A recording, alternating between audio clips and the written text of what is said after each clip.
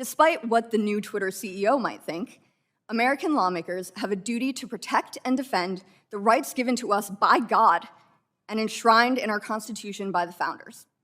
Rights that specific tech companies, in conjunction with the government, are actively and deliberately eroding. Former Facebook employee Kara Frederick testified before Congress yesterday. Alongside Facebook whistleblower Frances Haugen, the pair torched big tech and called out the left's bogus solutions that will only censor more Americans and leave tech giants off the hook. Kara Frederick, who's also a research fellow for technology policy at the Heritage Foundation, joins me now to discuss big tech's gross abuse of power and the crucial steps Congress needs to take to hold them accountable. Kara, thanks for being here. Thanks for having me. All right, so conservatives talk a lot about this, and I feel like we know something's wrong because people like me get suspended and kicked off and all that stuff from social media, sometimes for saying things that are just objectively true. So we got problems here. How do we fix it?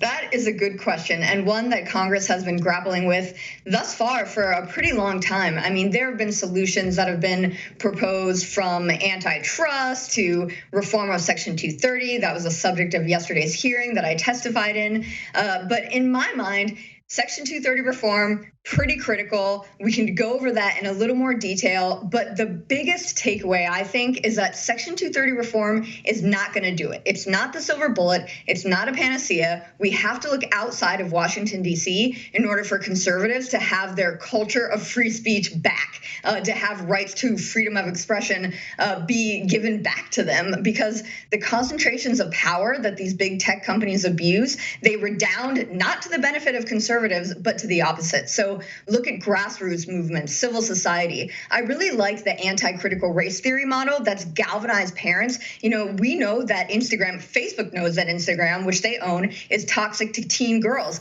Let's get parents excited about this. Let's get the states to pass laws about this. Let's get founders to build new things that can contend, hopefully, with some of these companies. The time to start is now. It's an uphill battle, but I think we have to look at Section 230 reform and then look outside of DC as well. Okay, so you've mentioned Section 230. It's come up before. During the Trump administration, there was a lot of talk toward the end about doing something about Section 230. For the folks at home, what does Section 230 essentially mean right now? And how would you like to see it change so that there's greater freedom of speech and less overt politicization in the way the big tech companies operate? Yeah, so this is part of the Communications Decency Act of 1996. Some people in the tech community call this Section 230 the 26 words that created the internet. And what it effectively does is shield these tech companies from immunity for taking things down in good faith or for the comments that are on their platform. So it says that these tech companies are platforms. They're not publishers of information. So if somebody spews gross smut in the comment sections, then ostensibly Facebook would not be responsible for that. Or if they conduct illegal activity, et cetera, these big tech platforms would be considered just that, platforms, not publishers. Now, what we've seen, and these are Clarence Thomas words, is there's been an expansion, a sweeping immunity as interpreted by the courts of Section 230 that's really extended these immunities that tech companies have. So it's allowing them right now, in my opinion, to effectively act as publishers.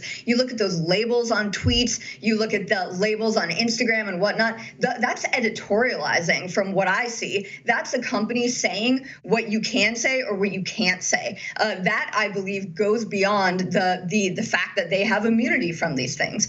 So what I think needs to change is liability protections should be removed from these companies when they censor based on political views. Also, increase transparency. So tech companies, they'll offer up some quarterly reports on how they engage with law enforcement, how they enforce certain community standards. But let's see what they're actually doing when it comes to these content moderation practices, aka conservative censorship in a lot of instances.